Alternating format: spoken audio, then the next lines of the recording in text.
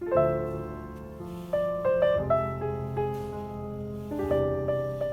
ลโหลทุกคนเผิ่แป๊บเดียวก็ใกล้วันวาเลนไทน์แล้วนะคะ วันนี้ Wonder Warehouse จะมาสอนทุกคนปักลายที่ชื่อว่า 100% Mine นะคะ ลงบนกระเป๋าผ้า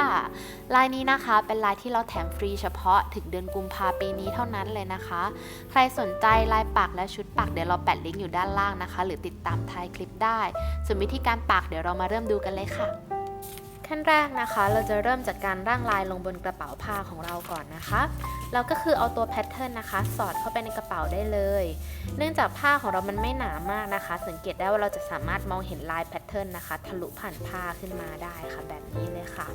ส่วนถ้าใครรู้สึกลายตรงไหนเห็นไม่ชัดสามารถเอาปากกาดำนะคะเขียนย้ำบนกระดาษลายนะคะก่อนสอดเข้าไปในกระเป๋าผ้าได้ค่ะพอวางลายแล้วนะคะเราอาจจะกะตำแหน่งด้วยไม้บรรทัดนะคะเพื่อให้ลายอยู่ตรงกลางผ้าพอดีนะคะจากนั้นนะคะเราจะใช้เป็นปากกาหมึกล่องหนนะคะร่างลายตามที่เราเห็นได้เลยค่ะ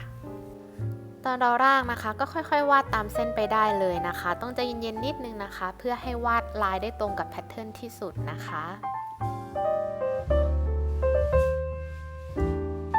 จากนั้นเรามาทำการใส่สะดึงกันนะคะเราก็คือแกะสะดึงออกจากกันแล้วก็เอาสะดึงวงในนะคะใส่เข้าไปในกระเป๋าผ้าแบบนี้กะตำแหน่งลายให้อยู่กลางสะดึงอย่างดีนะคะเสร็จแล้วปุ๊บก็เอาสะดึงวงนอกนะคะไขปลดเกลียวข้างบนให้มันหลวมหน่อยแล้วก็ครอบไปข้างบนผ้าได้เลยค่ะแล้วเราก็จัดผ้านะคะให้มันมีความตึงสวยงามนะคะแล้วก็ไขสะดึงให้แน่นได้เลยมันก็จะเป็นสะดึงแบบนี้นะคะเวลาเราปักเราก็แหกกระเป๋าด้านหลังแบบนี้เพื่อจะได้ทำงานด้านหลังผ้าได้นะคะเพียงเท่านี้เราก็พร้อมลงมือปักกันแล้วค่ะลายนี้ปักง่ายมากๆนะคะเพราะใช้แค่2เทคนิคเลยก็คือการปักลายเส้นและการปักทึบการปักลายเส้นส่วนแรกนะคะเราจะใช้เป็นเข็มปักมือเล่มใหญ่นะคะแล้วก็ใช้ไหมทั้งเส้นเลยนะคะเราจะปักเทคนิคที่สุดเบสิกเลยก็คือด้นถอยหลังหรือ back stitch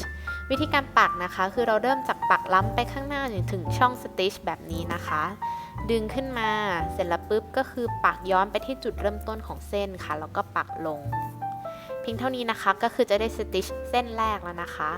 ต่อมาทำเหมือนกันเลยปักล้ำไปข้างหน้านะคะ1ช่องสติชแบบนี้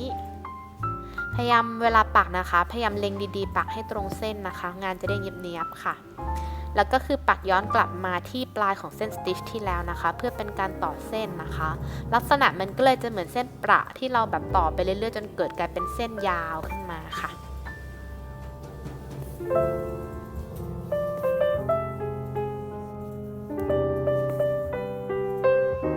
พอเราปักไปครบทั้งเส้นแล้วนะคะเราก็คือกลับด้านหลังผ้าเพื่อทำการเก็บไหมด้านหลังผ้าค่ะเราทำนะคะโดยวิธีการก็คือเราเอาเข็มออกมาจากเส้นไหมได้เลยนะคะแล้วเราก็คือพยายามแยกไหมที่ปลายข้างหลังนะคะให้เป็น2แฉกแล้วเราก็คือมัดเป็นปมธรรมดาเลยค่ะแบบเงื่อนพิรอดก็ได้นะคะหรือปมที่ใครถนัดก็ได้ค่ะพอมัดเป็นปมเสร็จแล้วปุ๊บก็คือเอากรรไกรนะคะตัดปลายไหมทิ้งนะคะเพียงเท่านี้ก็เสร็จแล้วค่ะการเก็บไหมหลังผ้าแล้วก็ได้เส้นของลำตัวชายหนุ่มมาแล้วค่ะส่วนเส้นอื่นๆที่เหลือนะคะเราก็คือทำไปเรื่อยๆเลยนะคะค่อยๆทำด้นถอยหลังให้ครบทั้งหมดนะคะซึ่งตรงนี้เราทำไปนะคะตอนทำคือเราใช้เป็นไหมทั้งเส้นเรารู้สึกว่าบางตรงมันอาจจะปักยากนิดนึงถ้าเกิดใครรู้สึกไม่ถนัดจะเปลี่ยนเป็นใช้เป็นไหมแบ่งเส้นย่อยใช้4เส้นย่อยกับเข็มปักมือเล่มใหญ่เราก็คิดว่ามันยังดูน่ารักอยู่ค่ะปักไปเรื่อยๆไม่นานนะคะก็คือครบทั้งภาพแล้วค่ะ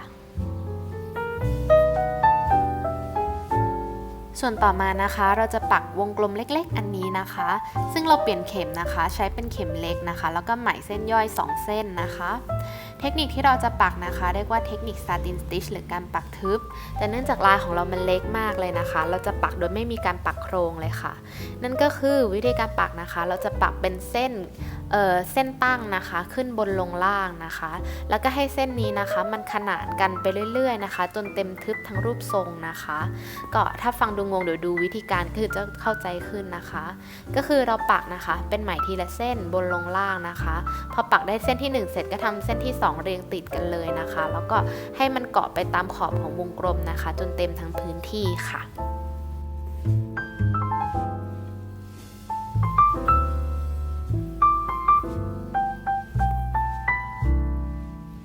ปักมาถึงปลายสุดอีกฝั่งก็เสร็จแล้วค่ะปัก satin stitch เป็นวงกลมค่ะ ต่อมานะคะคำว่า 100% mine นะคะก็คือปักเป็นเทคนิค back stitch หรือด้นถอยหลังเหมือนที่เราปักลายคนเมื่อกี้เลยนะคะเราก็คือค่อยๆปักไปนะคะครั้งนี้นะคะเราเลยเปลี่ยนนะคะใช้เป็นเข็มปักมือเล่มใหญ่แล้วไหมเราใช้เส้นย่อยแค่4เส้นนะคะเพื่อให้เส้นไหมเล็กลงเพราะว่าลายตรงนี้มันละเอียดขึ้นค่ะตรงนี้เราก็คือปักด้วยเทคนิคเดียวกันเลยตอนปักก็ใจเย็นๆนิดนึงเพราะว่าลายมันเล็กขึ้นนะคะก็คือปักให้ถี่ขึ้นแล้วก็แทงให้แม่นขึ้นค่ะจุดที่อยู่บนตัวเปอร์เซ็นต์นะคะเราใช้เทคนิค French knot นะคะก็คือเอาเข็มนะคะแทงทะลุจุดนั้นขึ้นมาเอาสะดึงวางกับโต๊ะแล้วเอาไหมพันปลายเข็ม1รอบนะคะแล้วเอาเข็มแทงกลับตำแหน่งใกล้เดิมมือซ้ายจับไหมแล้วก็มือขวาดึงไหมให้ตึงนะคะก็คือจะออกมาเป็นจุดแบบนี้ค่ะทำให้ดูอีกทีนะคะแทงทะลุจุดขึ้นมาวางสะดึงกับโต๊ะเอาไหมพันปลายเข็ม1รอบนะคะเอาเข็มแทงกลับที่ตำแหน่งใกล้เดิมนิ้วโป้งมือซ้ายกดไหมตลอดนะคะแล้วก็ดึงเข็มก็ได้เป็นจุดละค่ะ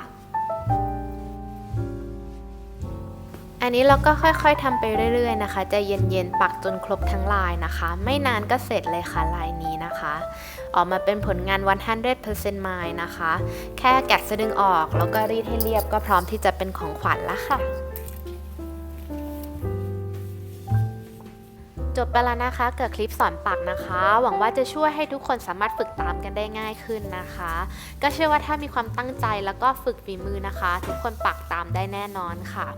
ก็อย่าลืมนะคะว่าลายนี้นะคะเป็นลายที่เราแถมฟรีช่วงนี้เลยนะคะกุมภาพันธ์นะคะพร้อมกับชุดปักมือของ Wonder Warehouse ถ้าใครสนใจลายปักชุดปักมือและถุงผ้าสามารถสั่งซื้อได้นะคะที่ Line ID @wonderwarehouse เดี๋ยวเราแปะลิงก์อยู่ด้านล่างนี้นะคะแล้วก็ถ้าเกิดใครนะคะสนใจงานปักอยากดูคลิปสอนปักเยอะๆนะคะพวกเรามี Channel นะคะทั้งทาง IG ทาง Facebook แล้วก็ YouTube Channel Wonder Warehouse นะคะถ้าเกิดชอบคลิปแบบนี้ให้กำลังใจพวกเราได้นะคะกดไลค์กดแชร์แล้วก็ Subscribe พวกเราได้นะคะขอบพระคุณที่ติดตาม Wonder Warehouse ค่ะ Wonder Warehouse